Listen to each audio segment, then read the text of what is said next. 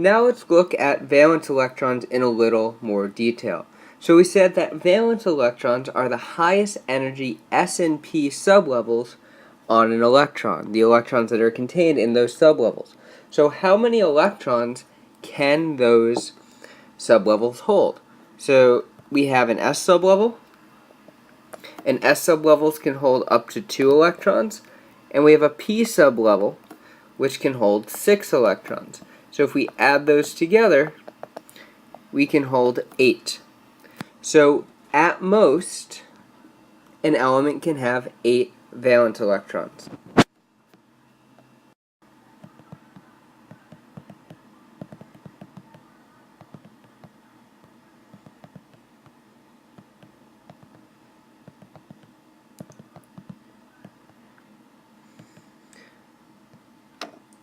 Additionally, it turns out that an atom is most stable when it has a complete octet.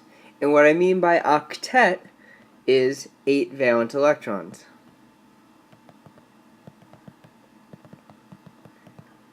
And this is known as the Octet Rule. So an atom is most stable when it has 8 valence electrons. Now there is one exception to this rule. And the exceptions to this rule are hydrogen and helium. Hydrogen and helium can have, at most, 2 valence electrons. And because we said that elements are most stable when they have a complete octet, all of the elements in the far right-hand side of the table are very, very stable. They are unreactive. So all the elements in the last column are known as the noble gases. They're all gases, and they're called noble gases because they sit above all the other elements. Like nobility would not interact with the common folk. So you have these noble gases, they don't react with anyone because they have complete octets. Helium has 2 valence electrons, and therefore it acts like one of these very stable noble gases. And just a reminder, stable in terms of an atom means that the atom does not interact with other atoms. Or we can also say it is unreactive. And the last column on the periodic table are known as the noble gases.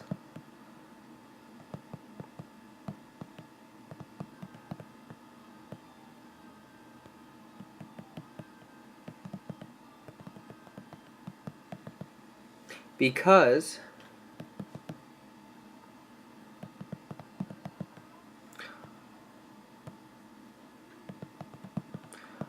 all of the elements have a complete octet, or 8 valence electrons around them, with the exception of 2 for helium. So the noble gases are this last column on the table.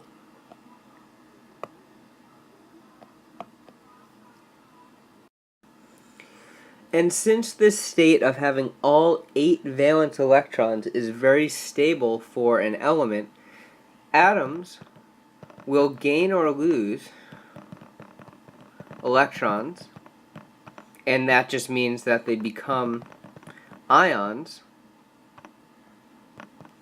And another reminder that becoming ions means an ion is a charged particle. So atoms will gain or lose electrons to become ions or charged in order to have a complete valence shell of electrons. And this is really, really important. And you've actually experienced some of this in your everyday life. For example, let's look at the element chlorine. As a neutral atom, meaning 17 protons and 17 electrons, you can count them if you need to, chlorine is a deadly poisonous green gas that you really never want to come in contact with. But we consume a form of chlorine every day, and you may know this better as salt or sodium chloride. So this is just table salt. And the formula for table salt is NaCl. Now it's really important to note that this chlorine here is slightly different than the chlorine that we have in the image above.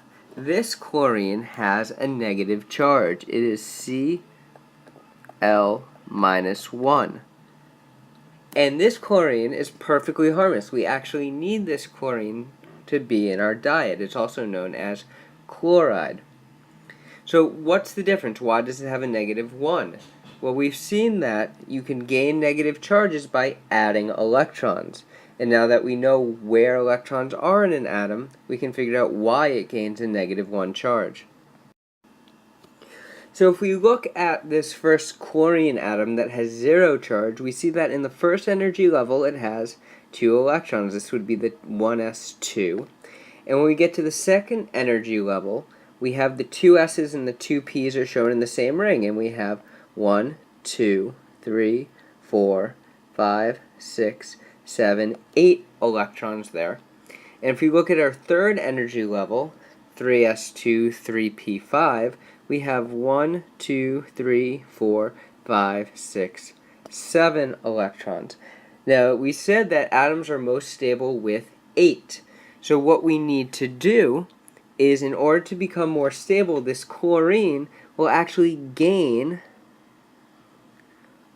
an electron. And when it gains an electron, I'm going to put brackets here, and I'm going to say now it gained an electron, so it has a negative 1 charge. Because now if we count, we have 1, 2, 3, 4, 5, 6, 7, 8 electrons in the outermost shell.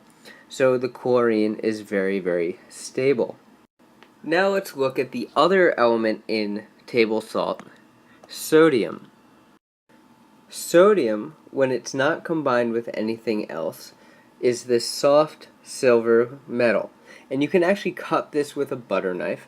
And additionally, when it comes in contact with water, it explodes. So it's not something you want to be putting into your body. But we eat it all the time, and we need it in the form of table salt again, sodium chloride. Well, what makes this sodium different from the sodium we want to put in our body? And again, it has to do with valence electrons and charge. So it turned out that this sodium here has a charge, Na plus 1. Why does it get a plus 1? So again, we'll look at the electron. So in the first energy level, we have 2 valence electrons because of the 1s2. Then we have 2s2, 2p6, so we have 1, 2, 3, 4, 5, 6, 7, 8 electrons.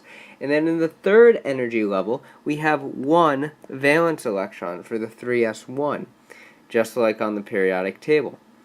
So there's a choice. The chlorine gained 1 electron in order to complete its shell. The sodium would have to gain 7 electrons. But there's an easier choice that requires less energy. Instead of trying to gain 7 electrons, this sodium can actually lose an electron. So we'll lose this electron, we'll cross it out. And now, look what our new valence shell is. 1, 2, 3, 4, 5, 6, 7, 8. Remember, valence electrons are just the outermost electrons on an atom. So once this electron is gone, that's why we have a plus 1 charge.